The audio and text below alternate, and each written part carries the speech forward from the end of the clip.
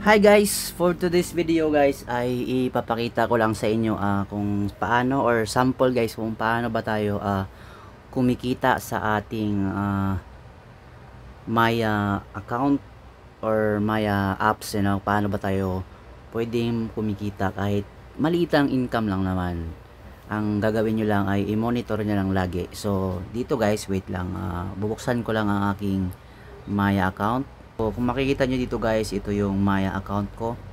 So, ang gagawin lang natin guys ay pumunta tayo sa crypto. So, ito yung isa sa kung paano tayo, paraan kung paano tayo kumita dito sa crypto, So, kung makikita nyo dito guys, ang aking puhunan dito sa crypto ay, kung makikita nyo dito sa may bandang baba ng aking amount, meron ditong nakalagay na total cost. So 3,000 yung bili ko dito sa crypto na to, So ngayon kung makikita nyo ay pag kung i-convert ko siya is magiging 3,164.30 na. So tumubo na yung aking puhunan sa crypto.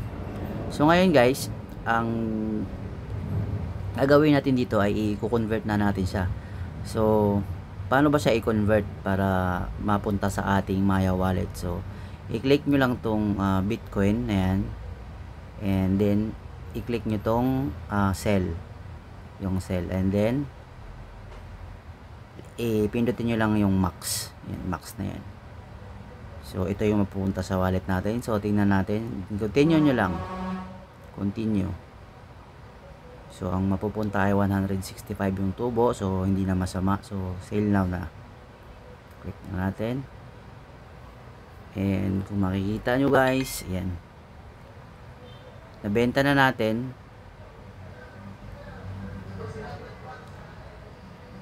So close muna natin to. And kung makikita nyo, wala na tayong crypto dyan. And pupunta tayo sa ating Maya wallet. Ayan guys, napunta na sa ating Maya wallet. So ganun lang guys.